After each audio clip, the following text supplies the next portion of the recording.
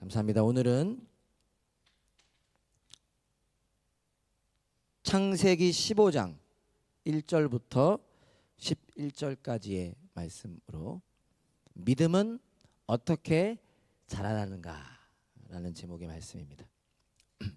믿음은 어떻게 자라나는가. 우리 한번 같이 읽어볼까요? 시작. 믿음은 어떻게 자라나는가. 예, 창세기 15장 1절부터 11절까지입니다. 성경 펼치시면 제일 좋고요. 핸드폰으로라도 찾으시고요. 새번역 버전 앞에 화면 또 참고하시면 되겠습니다. 창세기 15장 1절부터 11절까지.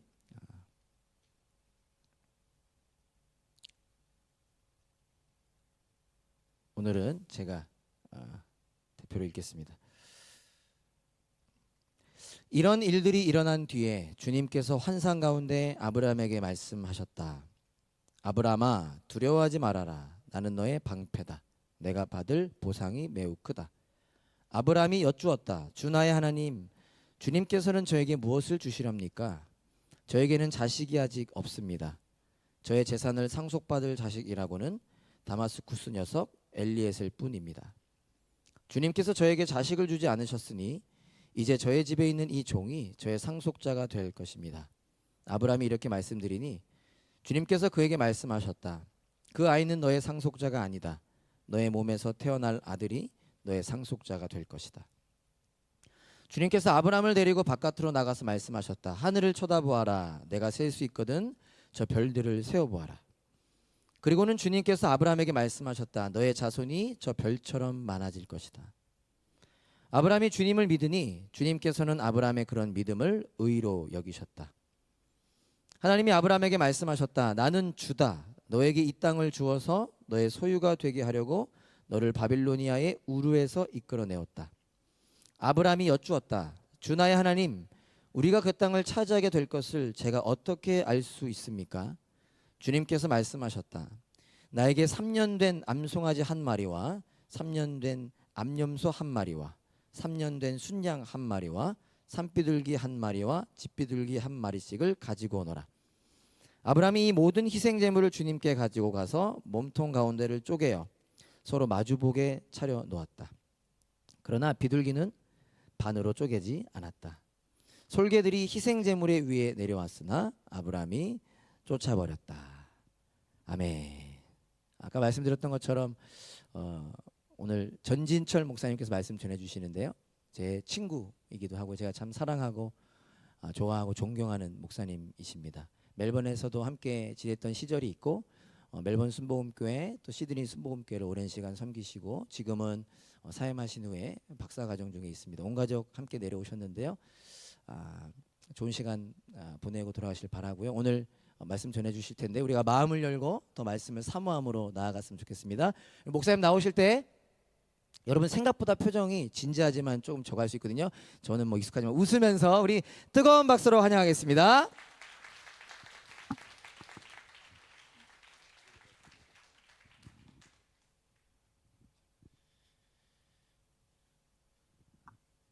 네, 생각보다 표정은 괜찮으신 것 같은데 제 앞에 있어가지고 뒤에 분들 표정을 못 봤는데 그 말씀하신 것처럼 이제 저랑 오랜 시간 제가 호주를 처음 왔을 때 멜번으로 왔거든요. 그때 같이 힘든 시간을 보냈습니다. 가장 어려울 때, 가장 없어 보이고 막 그럴 때 그러다 보니까 전우회가 생겼고요. 사실 제가 그 제자 결혼식 때문에 오게 됐는데 이렇게 교회에 이전했다는 소식을 들어서 제가 원래 몰래 예배를 드리고 가려고 했었거든요. 어떻게 하다 걸려가지고 설교를 하게 됐습니다. 참 감사하고 영광스러운 자리에 또 초대해 주셔서 감사를 드리고요. 잠시 기도하고 말씀 나누도록 하겠습니다. 하나님 감사합니다. 이 시간 우리에게 하나님을 예배할 수 있는 공동체를 허락하여 주시고 또 함께할 수 있는 믿음의 사람들, 예배 장소, 환경들 허락하여 주시니 감사합니다. 하나님 이 시간에 우리가 드리는 예배를 받아주시고 또 부족한 입술을 통해 전해지는 하나님의 말씀이 우리의 마음에 새겨지게 하시고 우리의 영혼을 깨우며 우리의 생각을 깨우며 주님과 더욱더 친밀해지며 우리의 믿음이 성장되어지는 시간 될 수 있도록 하나님 인도하여 주시옵소서. 하나님 우리가 서 있는 믿음의 자리가 어디인지 보게 하시고 또 하나님 그곳에서 멈추는 것이 아니라 도전하며 나아갈 수 있는 귀한 시간이 되게 하여 주시옵소서. 이 시간 성령께서 인도하시고 우리를 도우시고 이끄시기를 소원하며 거룩하신 예수님의 이름으로 기도합니다. 아멘. 제가 사역을 하면서 새해가 되면 그리고 뭐 수련회를 앞두고 기도 제목들을 이렇게 받습니다. 준비를 하기 위해서 기도 제목들을 받다 보면 많은 분들이 기도 제목에 잘 빠지지 않는 것 중에 하나가 뭐냐면 믿음이 더 성장하고 싶어요. 더 믿음 있는 사람이 되고 싶어요라고 하는 기도 제목들을 이렇게 많이 내놓습니다. 여기서의 믿음은 아마도 뭐 예수님을 우리가 구주로 믿는 그런 믿음도 포함되겠지만 하나님에 대한 어떤 신뢰도, 하나님을 신뢰하는 그런 믿음을 말하는 것이 아닐까 생각합니다. 여러분들은 어떠십니까? 믿음이 더 성장하기를 원하십니까? 아니면 저는 이 정도면 충분합니다. 제가 작년 12월에 만렙 찍어가지고 더 이상은 제가 믿음에 대해서는 얘기할 게 없습니다. 혹시 이런 분들이 계시진 않은가? 보통 저는 믿음이 좋습니다라고 하시는 분들을 보면 정말 믿음이 좋거나 대부분 그런 분들은 이제 또 그렇게 얘기를 안 하시거든요. 아니면은 뭘 믿는지 잘 몰라가지고 이렇게 말씀하시는 분들이 종종 계실 텐데 어쨌든 그런 분들을 제외하면 우리가 신앙생활을 한다는 거 또 예배를 하며 공동체 안에서 살아갈 때 우리의 믿음이 더 성장되어지고자 하는 그런 마음들이 있다는 겁니다. 어떤 분들은 좀 더 강렬하게 원하시지만 어떤 분들은 뭐 강렬하게는 아니어도 한쪽에서는 나도 믿음이 더 성장했으면 좋겠다라고 생각을 한다는 것이죠. 오늘 저는 여러분들과 함께 우리의 믿음이 어떻게 자라나는가에 대해서 좀 생각을 해보려고 합니다. 쉽게 말하면 우리의 믿음의 레벨을 조금 한 단계 업시키기 위해서 우리가 성경에 있는 한 사람을 통해서 같이 생각을 해보려고 합니다. 물론 여기 계신 분들의 그 믿음의 이 레벨은 다 다를 거라고 생각해요. 레벨이라고 말하기도 좀 그렇지만 어떤 분들은 이제 시작하는 분들도 계시고 어떤 분들은 이제 중간쯤 오셨다. 어떤 분들은 이제 조금만 더 하면 끝판을 깨겠다. 뭐 이런 분들이 계실 텐데 오늘 말씀을 함께 나누면서 내가 어느 정도에 와 있는지 한번 체크하시고 이 정도 되는구나. 그러면 거기서 멈추는 것이 아니라 그 다음 단계를 위해서 우리가 도전할 수 있는 그런 시간이 되었으면 좋겠습니다. 성경에는 믿음이 좋으신 우리 형님 누님들이 많이 나오십니다. 그런데 그 중에서도 제가 생각할 때 원탑 만렙을 찍으신 분이 계신데 대표적인 분이 이제 아브라함이라는 분입니다. 그러니까 웬만큼 교회를 멀리하지 않으시면 아브라함은 다 아시죠?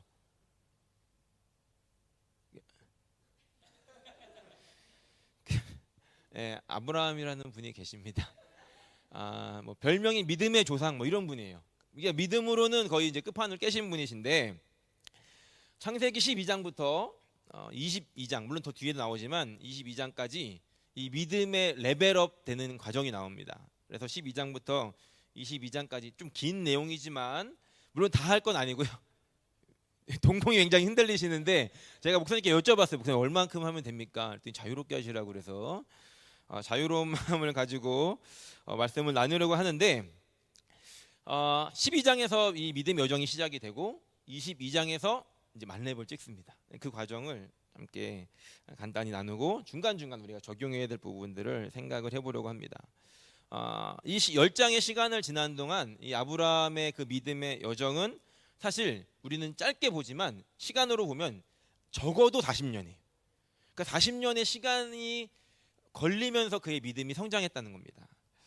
그렇다면 우리가 알 수 있는 것은 뭐냐면 믿음이라고 하는 것이 뭐 하루아침에 뭐 아이템 딱 떨어져가지고 득템하듯이 얻는 게 아니라는 겁니다. 시간을 들여서 자라나야 되고 성장해야 한다는 것이죠. 여기 있다 보니까 이제 몸 좋으신 분들이 계세요. 운동 눈빛이 막 반짝거리시는 분들. 그러니까 운동으로 근육을 키우는 것도 마찬가지죠. 그러니까 아무리 이제 사료를 먹고 파우더를 먹고 저희 아들이 요즘에 관심이 되게 많거든요. 막 여러 가지 종류의 사료들을 모으고 있는데 그거를 먹어도 그 운동을 하면서 시간이 지나야지 근육이 이제 생기죠. 악기도 마찬가지입니다. 하루아침에 자라는 물론 그런 이상한 분들 말고 정말로 그 악기의 실력이 자라려면 시간이 걸리는 것처럼 우리의 믿음도 그런 과정들이 필요하다는 것입니다. 예수님께서도 믿음에 대해서 말씀하실 때 이런 말씀을 하십니다. 그러니까 겨자씨 한 알만큼의 믿음이 있으면이라고 전제를 하신 다음에 그것이 자라나는 게 믿음이지 나무를 통째로 심는 일은 없다는 겁니다.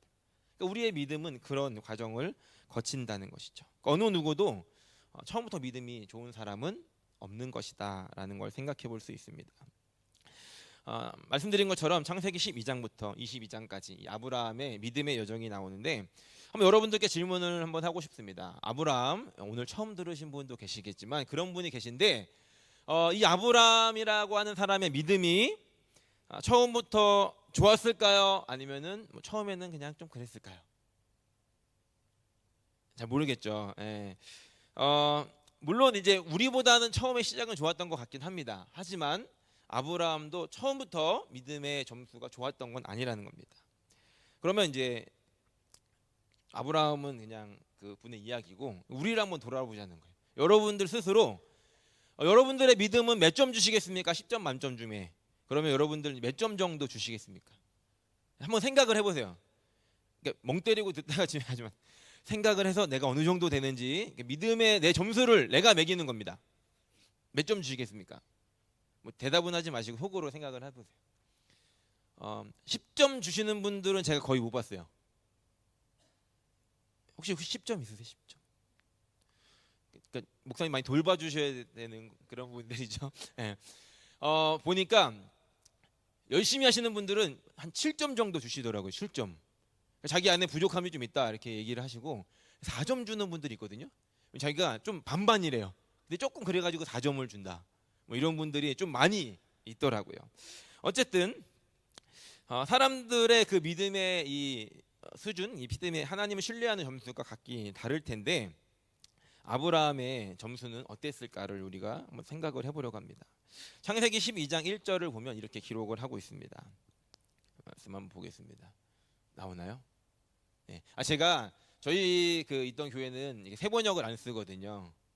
예, 오래된 교회라서 옛날 걸 쓰고 옛날 번역을 쓰고 앞서가는 교회는 새 번역을 쓰는데 앞에를 좀 제가 보면서 하겠습니다.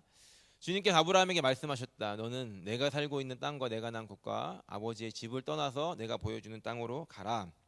쉽게 말하면 이민 가라는 거예요. 이민. 여기도 이제 여러 종류의 이유로 한국에서 오신 분들이 계실 텐데 여기서 태어나신 분 혹시 계실까요? 그런 분들은 지금 제 말을 못 알아듣고 있나요? ABK라고 하죠. 오스트레일리아 본 코리안. 혹시 여기서 태어나신 분? 거의 네, 네. 네, 감사합니다. 알아듣고 계시네요. 네. 대부분은 이제 한국에서 오셨을 텐데 아니면 부모님을 따라서 오셨을 텐데 그 여러분들이 뭐 1세대이던 아니면 1.5세대이던 그 이동하는 그런 과정들 그 여정들이 사실은 쉬운 결정은 아니었다는 겁니다. 날씨가 다르고 언어가 다르고 문화가 다르고 저는 지금도 이제 힘들거든요. 네. 그런데 아브라함은 그게 쉬웠을까? 사실 아브라함이 이동한 거리는 정말 먼 거리입니다. 거의 이제 다른 민족의 사이에 들어와야 됐을 텐데 굉장히 아브라함에게도 우리도 지금 힘든데 아무런 정보도 가지고 있지 않던 아브라함에게 그 동네를 떠나서 간다는 건 신변의 위협이 있는 것이고 가서 어디를 가야 될지도 모르고 적응할 수도 없는 여러 가지 어려움들이 있는 상태에서 갔다는 것입니다. 물론 그만큼의 믿음도 사실 우리가 봤을 때 어느 정도 믿음이 있다라고 보여집니다. 그런데 아브라함의 이 모습이 사실 그 나이도 75세였다라고 기록을 하죠. 남들이 은퇴하는 나이에 이제 은퇴하고 편하게 살라고 그랬더니 아브라함은 그때 이제 이민을 가는 겁니다. 결코 쉬운 일이 아니었다는 것이죠. 그럼 아브라함이 그 하나님을 잘 알고 하나님에 대한 완벽한 신뢰함으로 이 이민을 결정했을까? 잘 보면 아브라함은 사실 하나님을 정확하게 잘 모르는 상태에서 왔을 걸 우리가 생각해 볼 수 있습니다. 아브라함은 그냥 말씀 하나 듣고 그분이 누구신지 잘 모르지만 그냥 가는 거예요.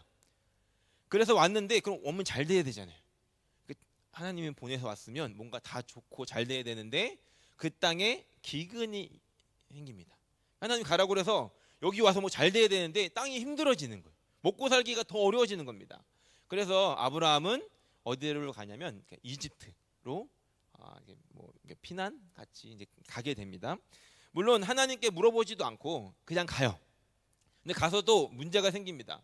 아내가 제 아내처럼 굉장히 이뻤나 봐요. 이게 이때 한 번씩 해줘. 그래서 아브라함의 두려움이 있었습니다. 어떤 두려움이냐면 혹시 내가 갔다가 그 사람들이 내 아내라고 그러면 나를 죽이고 아내를 뺏어갈까봐 여동생이라고 이제 하죠. 굉장히 좀 부끄럽지 않습니까, 남자가? 어쨌든 그렇게 해서 갑니다. 그래도 정말로 소문이 나고 이 바로 왕에게 아내를 빼앗깁니다. 아브라함이 어떤 생각이었겠습니까? 정말 얼마나 비참했겠습니까? 그런데 하나님이 개입을 하십니다. 아브라함이 한 건 아무것도 없어요. 그냥 방구석에서 막 처절하게 비참하게 있을 때 하나님이 그냥 바로의 집에 그냥 재앙을 내리시고 바로가 스스로 깨닫고 이게 잘못됐다. 그래서 그냥 아브라함의 아내였던 사례를 돌려보냅니다. 그냥 돌려보내지 않고 이렇게 소와 양과 뭐 이것저것 많이 해가지고 많이 챙겨줘요. 없었던 일로 하자. 그러면서 이제 챙겨서 보내줍니다. 그리고 아브라함은 그걸 가지고 다시 터덜터덜 약속의 땅으로 돌아옵니다. 뭐 되게 많이 얻었다. 좋았기만 했겠습니까? 뒤에서 계속 이 사라의 눈빛이 막 오빠 나를 버려서 오빠 믿었는데 이런 눈빛을 받으면서 소와 양을 끌고 다시 약속의 땅으로 돌아왔죠. 사실 어떻게 보면 이 아브라함의 이 지금의 모습은 약속의 땅을 떠났을 때는 믿음이 있는 것처럼 보였지만 그 땅에 왔을 땐 정작 믿음 없는 모습을 보여줬다는 겁니다. 쉽게 말하면 이게 페일한 거예요. 재밌는 것은 뭐냐면 성경에 하나님은 이 사건에 대해서 아브라함에게 아무 말씀도 하지 않으셨다는 겁니다. 그러니까 하나님께서 아브라함의 믿음을 평가하지 않으셨다는 거예요. 너 이놈 쉐기, 내가 거기 가라는 말도 안 했는데 왜 가? 너 내가 준 아내를 이렇게 하시지 않고 아무 말씀하시지 않았다는 겁니다. 우리가 여기서 뭘 알 수 있냐면 하나님께서 지금 아브라함의 믿음의 레벨이 어느 정도인지를 아시고 있는 그대로 받아주셨다는 겁니다. 그러니까 지금 아브라함의 믿음이 얼마만큼인지 아셨기 때문에 지금 아브라함이 실수를 하고 이렇게 페일하는 것에 대해서 하나님은 그것에 대해서 평가하지 않으셨다는 겁니다. 그러니까 하나님 우리가 신뢰한다는 것은 그 신뢰라고 하는 건 어떤 관계를 기반으로 신뢰가 형성이 되는데 아직 아브라함은 하나님과 그만큼 안 친했던 거죠. 그리고 하나님은 그것에 대해서 그냥 있는 그대로 도와주셨다는 겁니다. 아브라함은 실수했지만 하나님은 혼내시지도 않고 아브라함에게 실망도 하시지 않으셨습니다. 오히려 적극적으로 개입하셔서 믿음 없는 아브라함에게 하나님이 어떤 분이신지를 보여주시는 것이죠. 아브라함은 그렇게 하나님을 알아간 겁니다. 아브라함의 믿음이 이 시간을 통해서 조금 더 성장하고 레벨이 올라가지 않았겠습니까? 그리고 13장에 가면 이제 돌아온 그 땅에서 조카였던 롯과 재산이 많아지니까 이제 우리가 좀 독립을 하자라고 해서 나눠지는 장면이 기록이 되어 있습니다. 제가 이제 12장부터 22장까지 이제 중간중간 스킵을 하니까 혹시 궁금하신 분이 계시면 창세기 12장부터 집에 가셔서 이렇게 읽어보시면 이게 여기서 이랬구나 이제 아실 텐데 오늘 시간 관계상 중간중간 좀 스킵을 하겠습니다. 그래서 이제 롯이라고 하는 이 조카와 재산을 이제 분리해서 나눠지고 그때 하나님 아브라함에게 나타나셔서 말씀을 하십니다. 그게 13장 14절부터 18절까지의 말씀인데 혹시 한번 같이 여기 같이 있는 분위기 아닌가요? 목사님도 혼자 같이 읽으세요? 네. 그러면 이제 잠도 깰 겸 같이 한번 읽어보겠습니다. 롯이 아브라함을 떠나간 뒤에 주님께서 아브라함에게 말씀하셨다. 너 있는 곳에서 눈을 크게 뜨고 북쪽과 남쪽과 북쪽과 서쪽을 보아라. 내 눈이 보이는 이 모든 땅을 내가 너와 내 자손에게 주겠다. 내가 너의 자손을 땅의 먼지처럼 셀 수 없이 많아지게 하겠다. 이제 땅의 먼지를 셀 수 있는 사람이 있다면 너의 자손을 셀 수 있을 것이다. 내가 이 땅을 너에게 주노니 너는 가서 길이로 걸어보고 너비로도 걸어보아라. 아브라함은 장막을 거두어서 헤브론의 마물에 곧 상수리 나무들이 있는 곳으로 가서 거기에서 살았다. 거기에서도 그는 주님께 제단을 쌓아 바쳤다. 자, 지금 이거는 뭐냐면 하나님께서 처음에 12장에 나타나신 후에 두 번째로 나타나시는 장면입니다. 그러니까 아브라함에게 하나님께서 이런 약속을 하시는 것이죠. 너가 지금 보이는 땅 내가 줄게 라고 한 번 더 약속을 하셨다는 겁니다. 그런데 지금 아브라함의 현실은 자녀가 없어요. 아들이 없고 자녀가 없는 그 상태에서 하나님이 주신 약속은 너의 자손을 이 티끌처럼 많게 하겠다라고 약속을 주셨다는 겁니다. 그러니까 약속은 주셨는데 실제적으로 증거가 없는 그런 상태였습니다. 그럼 아브라함이 이 약속을 듣고 그 하나님을 믿었을까요? 안 믿었을까요? 믿었겠죠. 하나님이 그렇게 말씀을 하셨으니까. 자, 어쨌든 그리고 14장에 가면 이 롯이 그렇게 서로 헤어진 후에 위기를 한번 겪습니다. 그 동네에 나쁜 애들이 들어와서 막 다 잡아가요. 지금 이제 말을 좀 쉽게 하기 위해서. 그래서 아브라함이 쫓아가가지고 싸워가지고 다시 이제 뺏어 옵니다.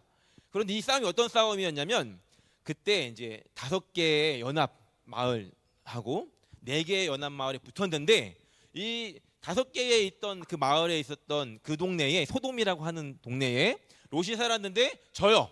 그래가지고 싹 다 뺏기고 거의 이제 끌려가는 상황에서 아브라함이 그 얘기를 듣게 되고 아브라함이 집에 있는 사람들 그리고 힘 좀 쓰는 사람들 동네에 있는 사람들 다 사가지고 그 롯을 구하러 갑니다. 성경에 보면 318명이 갔다고 해요. 자, 그러면 많은 숫자일까요? 적은 숫자일까요? 분명히 많아 보이지만 4개의 연합 군들하고 싸우기에는 사실 굉장히 부족한 숫자인데 가가지고 어떻게 이겨요. 어떻게 이겼는지는 안 나와요. 어쨌든 이깁니다. 그리고 다 뺏어오고 다시 돌아오게 됩니다. 그 가운데서 아브라함이 또 하나님을 어떤 분이신지를 경험하게 되죠. 그리고서 그때의 이 전리품을 하나도 취하지 않고 그것에 대해서 온전히 하나님께 드리는 마음으로 해결을 하고 그리고 빼앗겼던 사람들에게 다시 돌려주고 그리고 자신 아무것도 가지지 않고 돌아옵니다. 여기가 지금 14장 마지막이고 제가 이제 왜 말씀을 드렸냐면 우리가 함께 읽은 15장으로 넘어오기 위해서 15장으로 넘어오면 어떤 내용이 기록이 되어 있냐면 15장 1절에 이렇게 기록합니다. 같이 읽겠습니다. 이런 일이 아까 그 소돔과 그 소돔에서 이제 그 318명 데려가서 이긴 후에 이런 일들이 일어난 후에 주님께서 환상 가운데 아브라함에게 말씀하셨다. 아브라함아 두려워하지 말아라. 나는 너의 방패다. 내가 받을 보상이 매우 크다. 자, 지금 아브라함이 시간이 이만큼 지나면서 아까 그 전쟁에서도 말도 안 되는 전쟁에 이기면서 하나님이 어떤 분이신지를 알았겠죠. 그럼 아브라함의 믿음이 조금은 성장을 했을 것입니다. 그런데 그때 하나님께서 나타나셔서 하셨던 말씀이 뭐냐면 두려워하지 말아라. 나는 너의 방패고 너를 지켜줄 것이고 너가 받을 보상이 매우 크다라고 말씀하시고 약속하십니다. 그러니까 아브라함은 지금 뭔가 두려워하고 있다는 거죠. 아브라함이 저 안 두려운데요? 하나님 너 두렵잖아. 저 안 두려운 데가 아니라 하나님 아브라함을 지금 아셨기 때문에 두려워하지 말라라고 말씀하셨는데 그러면 아브라함은 그럼 뭘 두려워하고 있었을까? 2절을 보면 이런 내용이 있습니다. 예상을 할 수 있는데 보십시오. 아브라함이 여쭈었다. 주 나의 하나님 주께서는 저에게 무엇을 주시렵니까? 저에게 나는 자식이 아직 없습니다.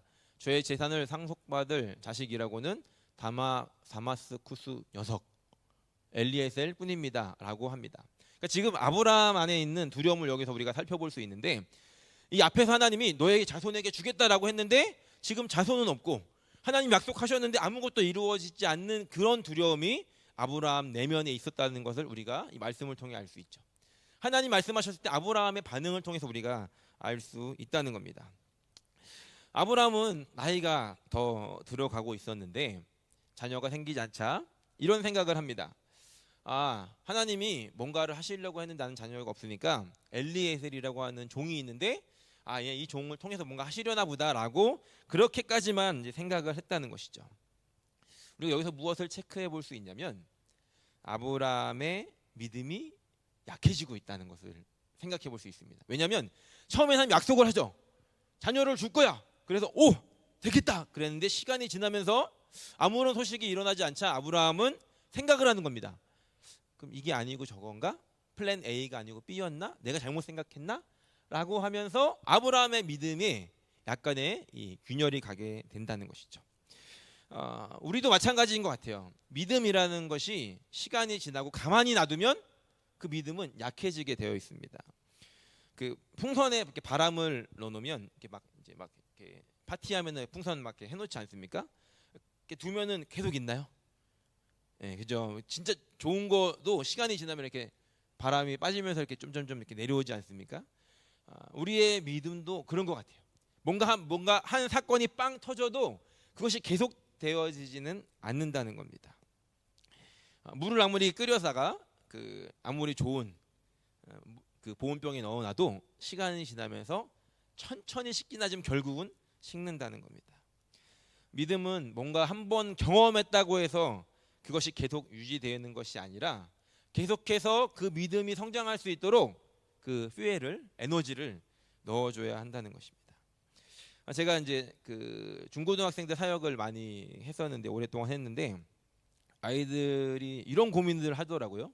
혹시 여러분들도 그런 고민을 하셨나 모르겠는데 아이들이 이제 수련회를 가면은 그 마지막 날 되면은 막 거의 뭐 난리가 납니다. 그러니까 믿음이 온 세상을 다 이길 막 씹어먹을 믿음이 막 생겨요. 근데 이 믿음이 계속 가느냐? 그렇지 않아요. 시간이 지나면서 이제 사그러지고 또 이제 집에 왔는데 수련회 때 너무 피곤해가지고 막 밤새 예배하고 기도하느라 너무 피곤해가지고 집에 딱 왔는데 다음날 늦게 일어났어. 엄마가 너희는 수련회 갔다 와가지고 믿음 좋아진 줄 알았더니 그럼 바로 또 믿음이 또 깎여지고 그런 이제 상황들을 만나면서 믿음이 조금씩 이제 약해지죠. 그러면 보통 이제 아무리 센 수련회도 한 달 이상을 잘 못 가더라고요. 아이들이 고민인 겁니다. 다음 수련회 때 다시 옛날에 기억하면서 막 이제 막 빌드업을 막 시키죠. 이게 몇 번 반복되다 보면 이 믿음이 이게 어떻게 되는 건가라는 고민을 하더라는 겁니다. 우리가 이 말씀으로 그리고 기도로 영적인 이 퓨엘을 계속해서 공급해 주지 않으면 그 믿음의 불은 결국 식어지고 꺼지게 되어 있더라는 것이죠. 제가 한번 이런 그 도전을 해봤습니다. 아이들이 그런 얘기를 자꾸 하길래 그러면은 좋다. 이제 한번 우리가 이제 실험을 해보자. 수련회가 끝난 다음에 아직 방학이 기니까 방학 동안에 이제 한 주에 2번, 3번 정도를 교회를 오게 했어요. 그래가지고 같이 이제 다시 큐티하고 찬양하고 예배하고 한 달을 해봤습니다. 그때 애들이 정말로 그 수련회 때 받았던 은혜가 계속 가더라고요. 그때 알았습니다. 이게 계속해서 집어넣어주면 계속 타는구나. 뻥 터졌는데 중간에 계속해서 공급해주면 계속 갈 수 있는 거구나 라는 것들을 알게 된 적이 있었습니다. 어쨌든 우리에게도 그런 은혜들이 필요하다는 겁니다.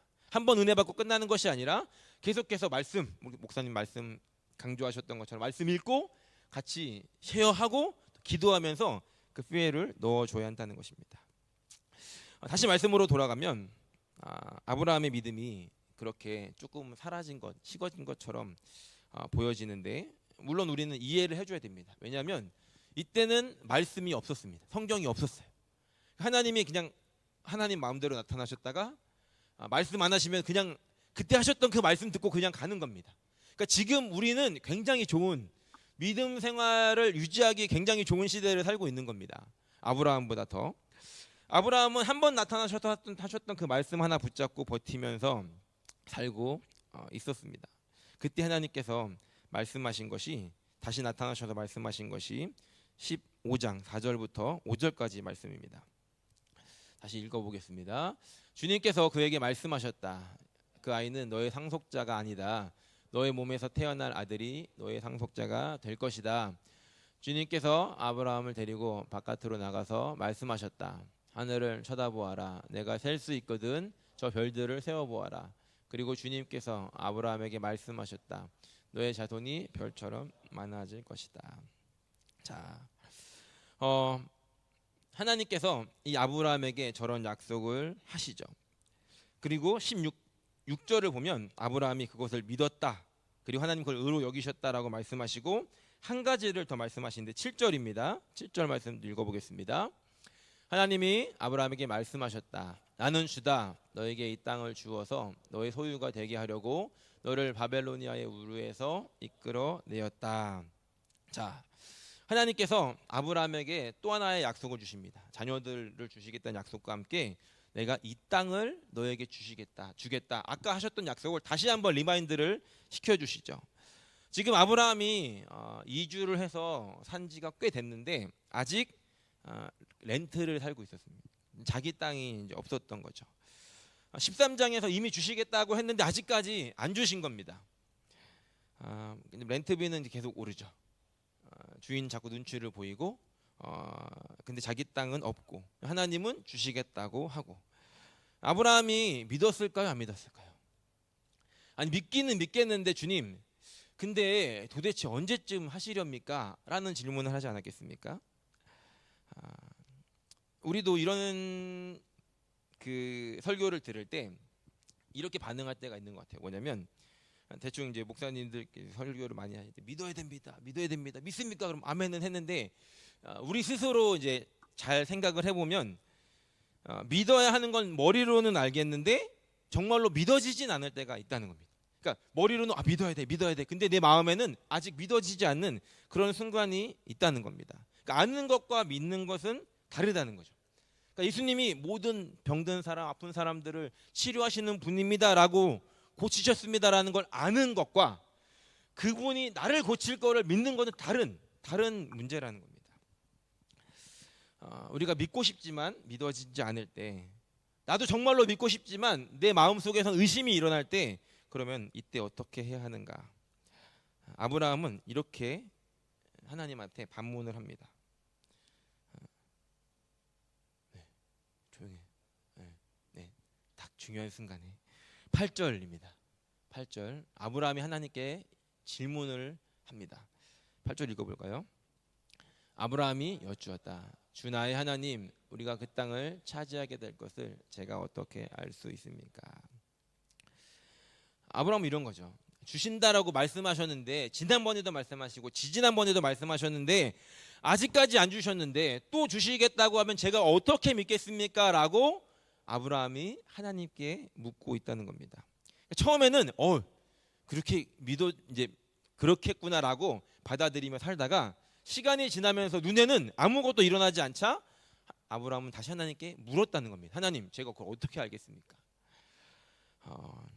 우리가 믿어지지 않을 때 우리의 솔직한 반응은 그러니까 믿는 척을 하는 것이 아니라 주님 앞에 이렇게 이야기를 해야 되는 겁니다. 주님, 믿고 싶습니다.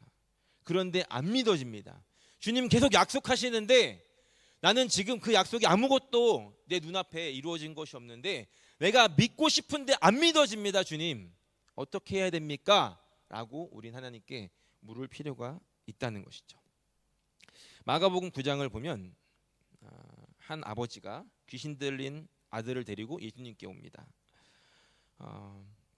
9장 22절에 보니까 아버지가 이렇게 이야기를 해요. 귀신이 그 아들을 죽이려고 불에도 던지고 물에도 던지고 그런데 예수님 무엇을 하실 수 있거든 우리를 좀 불쌍히 여겨서 도와주십시오 라고 이야기를 합니다.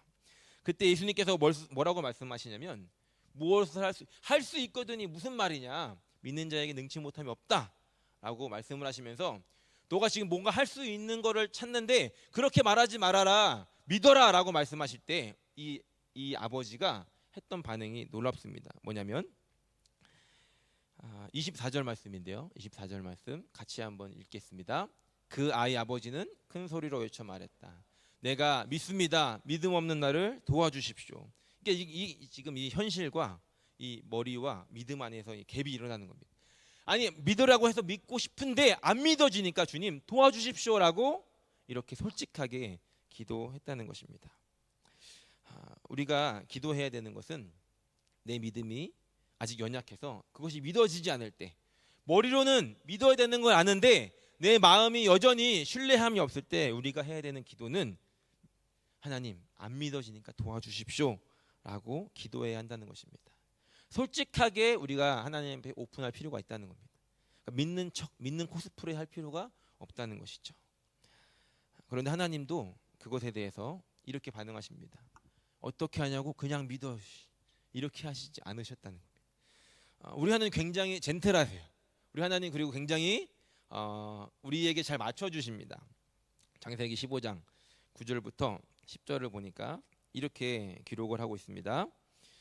하나님께 아브라함이 어떻게 압니까? 라고 질문을 했을 때 하나님의 대답입니다. 읽어보겠습니다. 주님께서 말씀하셨다. 나에게 3년 된 암송아지 한 마리와 3년 된 염염소 한 마리와 3년 된 수장 한 마리와 산비둘기 한 마리와 집비둘기 한 마리씩을 가지고 오너라. 아브라함이 이 모든 희생 제물을 주님께 가지고 가서 몸통 가운데를 쪼개어 서로 마주보게 차려놓았다. 그러나 비둘기는 반으로 쪼개지 않았다. 자, 그러면 갑자기 왜 이 상황이 등장을 하는가를 우리가 살펴볼 필요가 있습니다.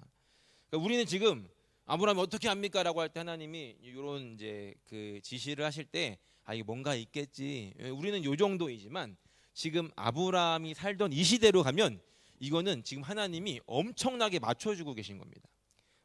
뭐냐면 저 당시에 사람들은 어떤 나라가 아니라 어떤 민족들끼리 이렇게 살았거든요. 그런데 이 민족과 이 민족이, 이 부족과 이 부족이 동맹을 맺고 같이 우리가 연합하자 동맹을 맺을 때 이제 계약을 합니다. 계약을 하는 이제 세레머니가 있어요. 어떤 세레머니를 하냐면 이 민족 사람들, 이쪽 부족 사람들, 우리 이쪽 부족 사람들이 모여서 이제 대표가 나옵니다. 대표가 나오고 동물을 소나 양 이런 거를 이렇게 반을 몸을 쪼개요. 동물을 이렇게 쪼개가지고 딱 이쪽에 반 놓습니다. 막 이렇게 깔아놓고 이 부족과 이 부족이 오늘 이제 하나가 되고 동맹을 맺는다라고 하는 이 계약, 우리는 사인을 하지만 이 계약을 어떻게 하냐면 이 부족의 대표와 이 부족의 대표가 나와서 그 사람들이 보는 앞에서 그 쪼개진 동물 사이를 걸어가는 겁니다. 이게 그 당시의 세레머니예요. 우리가 지금 한 종족이 되었다라는 세레머니고 이게 어떤 의미를 가지냐면 만약에 이 계약을 깨면 이 동물 쪼개진 것처럼 다 쪼개진다는 걸 의미를 하는 겁니다. 그러니까 지금 우리는 이 이야기를 들으면서 머릿속으로 왜 이런 걸 하셨지라고 생각하지만 지금 아브라함의 시대에 아브라함에게 말씀하시는 하나님이 아브라함에게는 어떻게 들리냐면 우리의 입장에서는 이런 겁니다. 그래? 못 믿겠어? 그러면은 저기 페이퍼 해가지고 변호사 한 명 해가지고 저기 페이퍼 하자. 그리고 너 사인 여기다가 하고 나도 사인하고 같이 도장 찍고 그런 느낌인 거예요. 그러니까 지금 아브라함에게 하나님이 하시는 이런 이렇게 지시하신 것은 아브라함이 가장 잘 이해할 수 있는 그 당시에 모두가 다 이해할 수 있는 그런 상황으로 하나님께서 보여주시는 겁니다. 그러니까 우리가 여기서 어떤 것을 적용하고 알 수 있냐면 하나님은 우리가 하나님 앞에 주님 어떻게 그걸 믿습니까? 라고 요청할 때 하나님 어떤 분이시냐면 우리가 가장 이해할 수 있는 방법으로 우리에게 맞춰서 이해를 시켜주시는 분이라는 겁니다. 그러니까 우리의 믿음의 수준이 그만큼밖에 안 되면 하나님이 그만큼 맞춰주시는 거라는 거죠. 아브라함이 우리는 이제 저렇게 받아들이지만 아브라함은 진짜 이런 생각으로 동물을 쪼개놨을 겁니다. 그리고 나서 어떻게 됐는가? 더 놀라운 사실은 하나님께서 이제 말씀을 하신 후에 17절에 보면 이렇게 기록합니다. 17절 해가 지고 어둠이 짙게 깔리니 연기 나는 화덕과 타오르는 횃불이 갑자기 나타나서 쪼개놓은 희생 제물 사이로 지나가더라라고 기록합니다. 아까 말씀드렸죠. 동물을 쪼개놓고 이쪽 부족 대표 나와가지고 같이 걸어가면 이제 도장 꽝 찍는 이 세레머니인데 지금 하나님이 그거를 이렇게 해놓고 거기서 하나님을 상징하는 것들 횃불과 이런 것들이 와가지고 거기를 싹 지나가는 거예요. 이게 지금 계약이 성사가 되는 겁니다. 그런데 더 놀라운 것은 무엇이냐면 이 계약에 대해서 아브라함은 연약한 인간이지 않습니까? 하나님하고 약속을 할 때 아브라함은 그 약속을 못 지킬 수도 있잖아요, 그렇죠? 근데 하나님은 이 약속을 지키신다는 거예요. 그러니까 지금 이 연기를 지나갈 때 하나님만 지나가신다는 겁니다. 아브라함은 너 거기 있어. 너는 못 지킬 수도 있지. 근데 나는 지킬 거야라고 하면서 그 쪼개진 동물 사이로 걸어가셨다는 겁니다. 아브라함의 눈에 이해될 수 있는 그 수준에 맞춰서 그 믿음의 수준에 맞춰서 하나님께서 말씀하시고 이렇게 나타나 주셨다는 겁니다. 그 횃불이 그리고 그 연기가 그 쪼개진 동물 사이로 지나갈 때 아브라함의 마음이 어떻겠습니까? 적어도 믿음의 레벨이 한 칸 더 올라가지 않았겠습니까? 자신이 이해할 수 있는 방법으로 나타나신 하나님을 조금 더 신뢰하지 않았겠습니까? 2024년을 살고 있는 우리에게도 마찬가지일 것입니다. 하나님 우리의 믿음을 성장시키시기 위해서 계속해서 노력하고 계시고 우리를 이해시키시기 위해서 지금도 우리에게 그렇게 나타나신다는 겁니다. 문제는 뭐냐면 우리가 그 하나님께 하나님 어떻게 그걸 압니까? 라고 물어보지 않는다는 거예요. 그냥 가만히 꿍 하고 있으면서 뭔가 하시겠지라고 하지만 하나님은 적극적으로 하나님께 묻는 사람에게 하나님도 적극적으로 나타나셔서 보여주신다는 겁니다. 바라기는 우리가 그렇게 솔직하게 주님에 반응하고 나아간다면 주님도 무슨 방법을 써서라도 우리에게 보이시고 나타나셔서 우리의 믿음을 성장시키실 수 있도록 도우시는 분이라는 것을 우리가 기억하면서 믿음을 한 단계 업그레이드 시켜달라고 기도할 수 있는 저 여러분들이 삶이 되시기를 간절히 축원합니다. 끝낼 건 아닙니다. 분위기가 끝날 것 같죠. 제가 아까 말씀드렸잖아요. 자유롭게 하라고 하셨다고. 여기까지는 이제 1부. 왜냐면은 이제 아브라함이 아직 만렙을 못 찍었잖아요. 혹시 중간에 너무 피곤하시면은 잠깐 나가서 커피 한 잔 드시고 브레이크를 자체적으로 가지신 후에 다시 오셔도 됩니다. 그때까지도 안 끝날 거니까요. 이제 시간을 훅 뛰어넘겠습니다.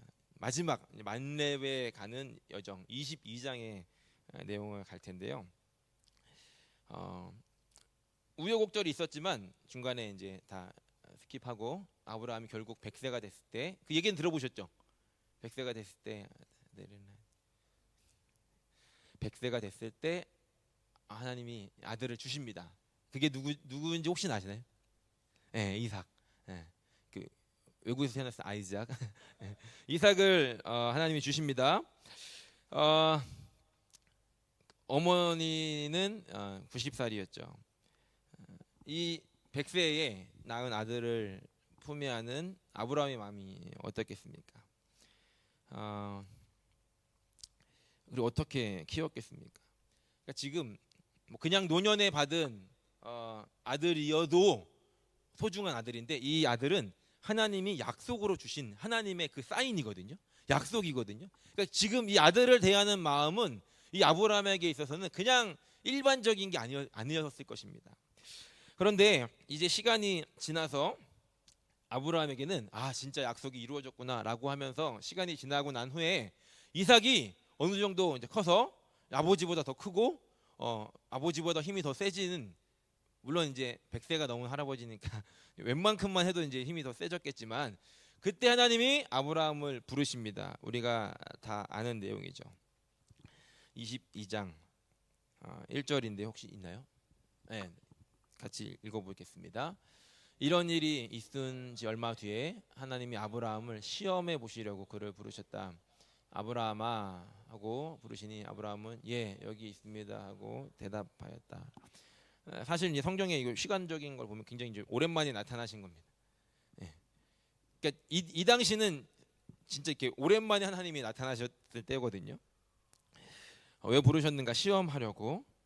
그러면서 하나님이 어떤 시험을 하시는가 들어보신 분도 계시겠지만 그 아들을 제물로 바치라는 말씀을 하십니다.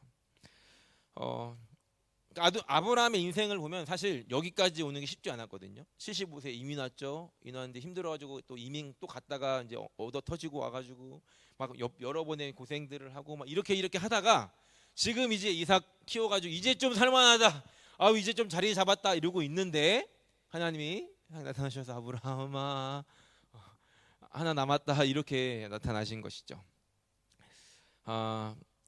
이 마지막 과정을 지난 후에 비로소 아브라함은 믿음의 조상이 되어집니다. 물론 아브라함이 하나님께 주님 저 믿음의 조상 되게 해주세요라고 말한 적은 없습니다. 하나님이 그냥 그렇게 아브라함을 시험하시고 통과가 된 후에 인정을 해주시게 되는데 아브라함은 결국 우리가 알다시피 이 시험을 통과하게 되죠. 그러면 이 레벨 테스트를 마친 후에 아브라함이 얻게 된 것은 무엇이었는가도 우리가 한번 생각을 해보려고 합니다. 아브라함에게 주신 시험 문제가 무엇이었는가 다시 한번 보면 2절 말씀입니다. 하나님 말씀하셨다. 너의 아들 내가 사랑하는 외아들 이삭을 데리고 모리아 땅으로 가거라. 내가 너에게 일러주는 산에서 그를 번제물로 바쳐라. 자, 이런 하나님의 그 말씀을 들었을 때 어떻게 반응해야 맞는 걸까요? 하나님이십니까? 누구세요? 왜냐하면 사람을 번제로 드리는 것은 이방신들이, 이방 교도들이 하는 거였어요. 하나님은 그런 분이 아니신데 갑자기 아들을, 그러니까 사람을 바쳐라는 것도 이해가 안 되는데 지금 하나밖에 없는 그 아들을 바치라고 하나님이 말씀을 하셨다는 겁니다. 아브라함이 여러 가지 고민들이 있지 않았겠습니까? 그리고 제가 생각해봤어요. 뭐냐면 안 주는 것보다 더 나쁜 게 줬다 뺏는 거예요. 그렇죠? 혹시 그런 분, 그 뺏겨보신 분 알아요? 차라리 안 주면 포기하고 사는데 줬다가 뺏으면 이게 되게 기분 나쁜 건데 그 처음부터 안 주시든지 주셔가지고 지금 어느 정도 됐다 싶은데 그때 하나님이 가져와 라고 말씀을 하셨다는 겁니다. 아브라함 입장에서는 하나님 뭐 이러시나라는 생각도 했겠죠. 그런데 하나님은 때때로 아브라함도 마찬가지지만 우리의 삶에도 우리가 이해할 수 없는 그런 시험 문제를 내실 때가 있다는 겁니다. 나의 계산과 어떤 나의 예상을 정확하게 빗나가는 그 요청을 하실 때가 있다는 겁니다. 만약에 그 요청을 우리가 못 들으면 하나님이 못 알아듣지 않게끔 상황들을 막 만들어서라도 그런 상황으로, 그런 환경들로 우리에게 나타나실 때가 있다는 것이죠. 우리가 잊지 말아야 되는 것이 무엇이냐면 그 문제, 그 시험의 문제를 출제하시는 분이 하나님이시라는 겁니다. 고린도전서 10장 13절 말씀 같이 한번 읽어보겠습니다. 여러분은 사람이 흔히 겪는 시련밖에 다른 시련을 당한 적이 없습니다. 하나님은 신실하십니다. 여러분들이 감당할 수 있는 능력 이상으로 시련 겪는 것을 하나님은 허락하지 않으십니다. 하나님께서는 시련과 함께 그것을 벗어날 길도 마련해 주셔서 여러분이 그 시련을 견디어낼 수 있게 해주십니다. 개인이든 가정이든 어떤 공동체이든 교회이든 간에 하나님은 그 레벨에 맞춰서 문제를 주시지 그 레벨을 넘어서는 감당할 수 없는 문제를 주시지 않는다는 겁니다. 제가 지금은 이제 이 모양이 되지만 한때 이제 그 웨이트를 한 적이 있었습니다. 그 학생 중에 PT라는 친구가 있어가지고 그 친구가 도와준다고 그래가지고 이렇게 열심히 이제 PT를 받았는데 그 이제 짐을 그렇게 처음 간 겁니다. 그럼 이제 짐을 가면은 이제 이런 분들 막 계시잖아요. 그리고 이제 막 끝에다가 막 꽂고 이러시잖아요. 저도 이제 얼만큼인지 몰라가지고 이렇게 했더니 그 친구가 우산이 여기 우산 위에 이렇게 두 개. 그래서 여기 했더니 처음부터 무리하면 근육 다친다고 이만큼부터 이제 하라는 겁니다. 그러니까 처음부터 무거운 걸 들지 않게 이제 하더라는 거죠. 왜냐면 다치거나 깔리니까. 하나님도 마찬가지입니다. 우리가 감당할 수 있는 무게를 우리에게 맞춰서 트레이닝을 해주신다는 거죠. 그리고 이제 운동을 해보신 분들은 아시겠지만 그 무게에서 이제 막 한계에 이르렀을 때 2개 더하면은 거기서부터 이제 내 거가 된다면서요. 예. 그러니까 그렇게 하면서 이제 근육의 부응이 막 일어나고 이렇게 막 되지 않습니까? 혹시 여러분들이 지금 내가 지금 이 시험 중에 있는 것 같다라고 생각하신다면 나는 지금 이 시험 중에 하나님 나를 지금 시험하고 있는 이 테스트 중에 있는 것 같아라고 생각하시는 분이 계시다면 우리가 한 가지 분명히 기억해야 될 것은 그 문제를 내신 분이 하나님이라는 겁니다. 감당할 수 있기 때문에 허락하셨다는 것을 믿고 나아갈 수 있는 여러분들이 되기를 축복합니다. 아브라함 그동안에 그 하나님을 경험하면서 이제 지금 22장까지 오면서 40년의 시간들을 지나면서 믿음이 커졌습니다. 그러니까 하나님을 경험하면서 믿음이 커졌지만 이제 드디어 만렙 이것을 감당할 수 있는 때가 되었을 때 하나님께서 아들 이삭을 요청하셨다는 겁니다. 물론 아브라함에게 이것이 쉬운 일은 아니었을 겁니다. 그런데 아브라함은 지체하지 않습니다. 3절 말씀을 보면 이렇게 기록합니다. 아브라함이 다음 날 아침에 일찍이 일어나서 지금 아들을 잡으러 가는데 또 일찍 일어나요. 대단한 분 아닙니까? 이 나귀의 등에 안장을 얹었다. 그는 두 종과 아들 이삭에게도 길을 떠날 준비를 시켰다. 번제에 쓸 장작을 다 쪼개어 가지고서 그는 하나님이 말씀하신 그곳으로 길을 떠났다.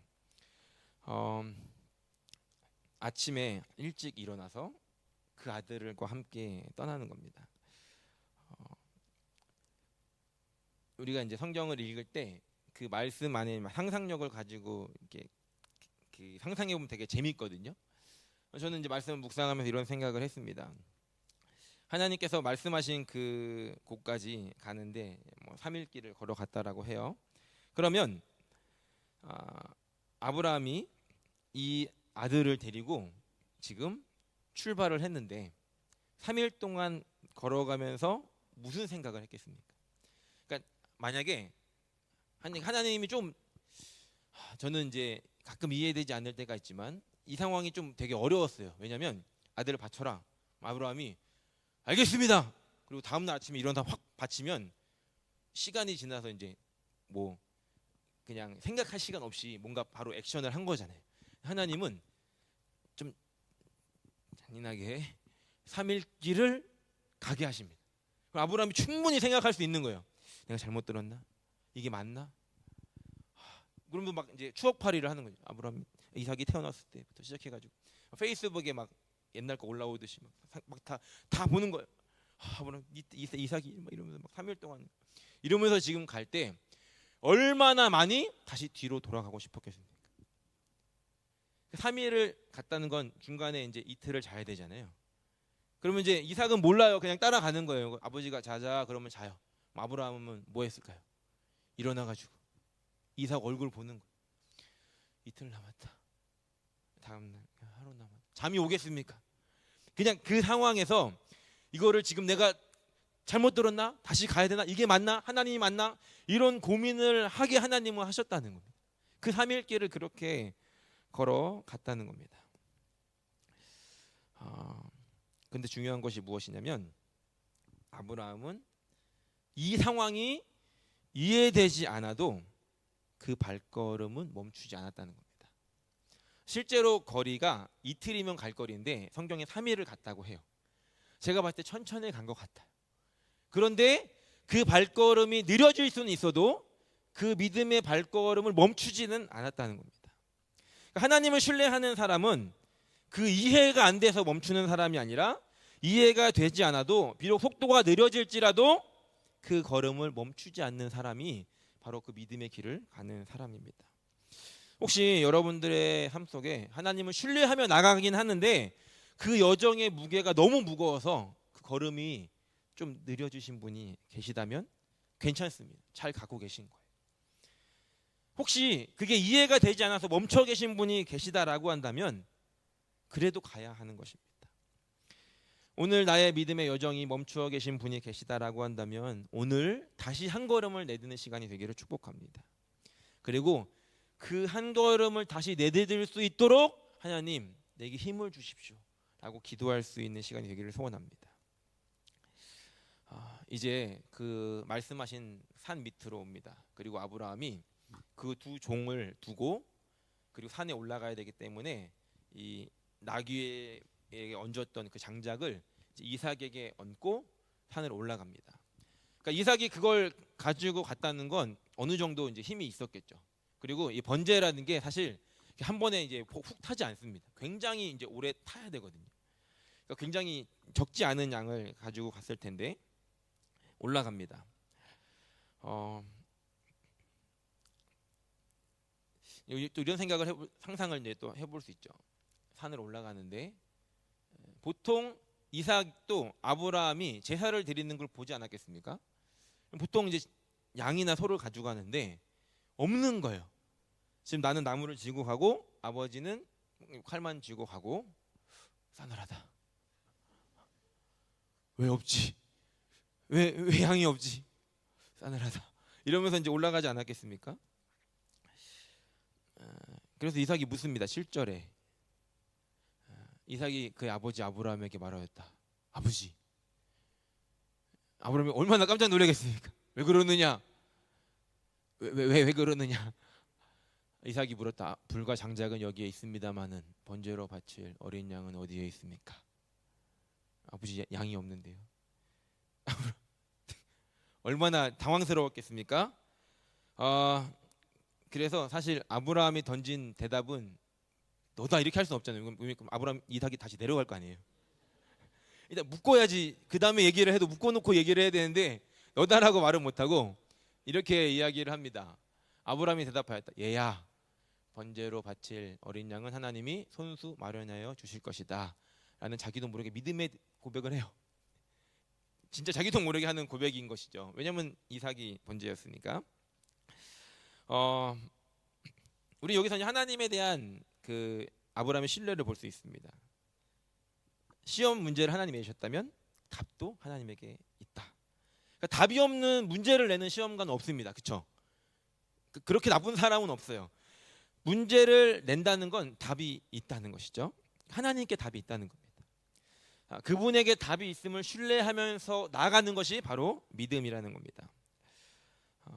아브라함에게는 그래도 그 정도의 신뢰함이 있었다는 것입니다. 그리고 산꼭대기에 오릅니다. 그리고 나무를 잘 쌌습니다. 이삭이 생각할 때는 아무것도 준비된 것이 없었는데 나무를 다 쌓고 아브라함이 이삭에게 말합니다. 누워라. 네. 이삭이 이제 얼마나 놀랐겠습니까? 아버지 몰래 카메라요? 이러지 않았겠습니까? 근데 이삭은 또 순종을 합니다. 이삭도 대단하죠. 그리고 이제 아버지가 이삭을 이렇게 묶어 놓습니다. 사실 우리가 충분히 예상할 수 있는 거죠. 할아버지가 묶으면 또 얼마나 묶겠습니까? 이삭이 마음만 먹으면 아버지 장난하십니까? 이렇게 그냥 그거 이렇게 딱 해가지고 아버지 제가 더 살아야 되니까 아버지를 제가 드리겠습니다. 그러니까 충분히 그럴 수 있는 힘이 있는데 아브라함 또 이삭은 또 가만히 이렇게 있습니다. 그리고 진짜 이게 몰래 카메라인 거 아닌가 이러고 있을 때 아브라함이 칼을 꺼내죠. 이삭은 진짜 이게 진짜구나. 그리고 아브라함도 혹시 하다가 여기까지 왔는데 하나님 아무런 말씀 안 하시다가 이제 딱 힘을 주려는 순간 하나님도 지금 타이밍을 보는 언제 아브라함의 이제 근육에 힘이 딱 들어가는 순간 아브라함아 두 번 부르십니다. 아브라함이 놀래가지고 네 하면 이제 큰일 나는데 다행히 멈췄어요. 막 멈추고 하나님을 보죠. 그때 하나님이 말씀하십니다. 12절 말씀입니다. 같이 읽겠습니다. 천사가 말하였다. 이 아이에게 손을 대지 말아라. 그 아들에게 아무 일도 하지 말아라. 내가 너의 아들 너의 외아들까지도 나에게 아끼지 아니하니 내가 내 하나님 두려워하는 줄을 내가 이제 알았다. 하나님이 몰라서 이런 말씀을 하셨겠습니까? 아셨을 겁니다. 아브라함 믿음이 어느 정도인지. 그런데도 이렇게 말씀하시는 이유가 분명히 있었을 겁니다. 재밌는 것은 무엇이냐면 13절에 보면 아브라함이 고개를 들고 살펴보니 이제 자기도 놀래가지고 이러고 있는데 고개를 들고 살펴보니 숲을 속에 수장 한 마리가 있는데 그 뿔이 숲풀에 걸려 있었다. 가서 그 수장을 잡아다가 아들 대신에 그것으로 번제를 드렸다. 그러니까 이 수장은 지금 무슨 일이지 하고 와서 구경하러 왔다가 날벼락을 맞았어요. 구경하러 왔는데 이게 앞으로 왔다가 이게 걸려가지고 그런데 아브라함이랑 눈이 딱 마주치는 겁니다.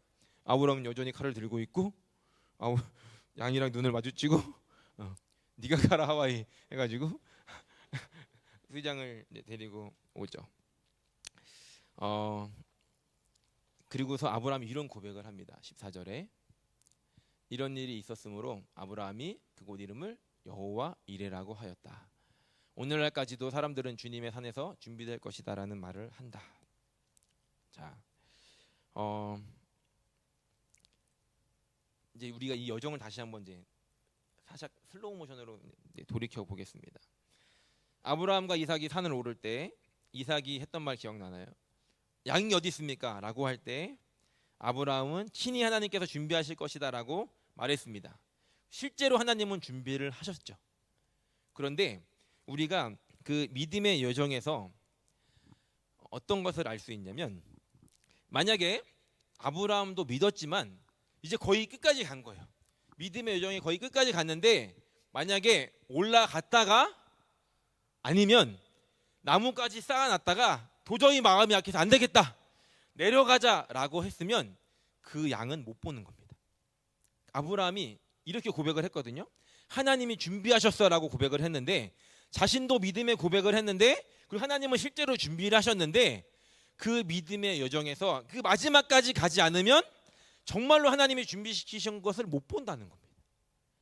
아브라함은 그 마지막까지 갔기 때문에 그의 고백처럼 정말로 하나님이 준비시키셨던 것을 보게 되었다는 것이죠. 그 순종의 끝까지 가면 그때는 우리 비로소 하나님이 준비하시고 이것을 통해서 주시려고 했던 그것을 보게 하신다는 겁니다. 이 일이 있기 전까지는 아브라함도 자기의 믿음이 어느 정도인지 몰랐을 거예요. 그런데 이 시간을 겪으면서 이 아브라함의 믿음이 만렙이 되어지게 됐다는 겁니다. 믿음은 순종을 통해서 증명이 되지만 또 순종을 통해서 믿음이 자라난다는 겁니다. 하나님 여러분들에게 어떤 순종을 요구하시고 믿음의 도전을 말씀하실 때 우리가 그것을 순종할 때 그것은 우리에게 믿음의 성장을 가지고 온다는 것입니다. 그 순종을 통해 믿음이 자라는 여러분들이 되기를 소원합니다. 그럼 아브라함이 이 시간을 통해서 이 믿음의 만렙을 딱 찍었을 때 어떤 아이템을 하나님께 받았을까? 만렙을 찍은 후에 하나님 어떤 은혜를 어떤 상을 아브라함에게 주셨을까? 한 가지 확실한 것은 그 아들을 다시 얻게 되죠. 너무 소중한 아들과 믿음을 얻게 됩니다. 그런데 여기서 한 가지를 더 얻게 되는데 그것은 무엇이냐면 아브라함이 하나님의 마음을 알게 됐다는 겁니다. 12절 말씀인데요. 한번 다시 읽어보겠습니다. 그 아이에게 손을 대지 말아라. 그 아이에게 아무 일도 하지 말아라. 내가 너의 아들, 너의 외아들까지도 나에게 아끼지 아니하였으니 내가 하나님 두려워하는 줄을 내가 이제 알았다 라고 말씀하십니다. 그러니까 지금 하나님께서 내가 이제 알았다라고 말씀하시는 이 안다는 것은 아마 한 번쯤은 목사님께 들어봤을 거예요. 야다라고 하는 단어를 쓰거든요. 그러니까 이 안다는 것은 여기서의 이 알미라는 것은 그냥 어떤 정보로 아는 것이 아니라 관계를 통해서 아는 것입니다. 손흥민 다 아시죠? 손흥민. 혹시 모르시는 분이 계시죠? 손흥민 모르시는 분이 계신가요? 그러니까 축구는 몰라도 손흥민이 뭐 하는 사람인지는 몰라도 손흥민은 아실 텐데 저도 손흥민을 잘 알거든요. 문제는 뭐냐면 손흥민이 저를 모른다는 거예요. 여러분들도 손흥민 알지만 손흥민 여러분을 잘 모르죠. 안다라고 하는 것은 이때 쓰는 단어가 아니라 나와 손흥민이 전화를 하면 손흥민이 브로 하면서 받을 수 있는 그 관계가 바로 오늘 하나님이 표현하셨던 이 안다, 야다라고 하는 이 관계라는 겁니다. 하나님이 지금 이렇게 말씀하셔요. 내가 알았다라고 하는 건 뭐냐면 하나님 아브라함에게 너와 나는 이제 특별한 관계가 됐다. 너와 나만 아는 비밀이 생겼다라는 겁니다. 너는 너의 외아들을 아끼지 않는 것, 그 마음을 이제 내가 알았다라고 말씀을 하신다는 거예요.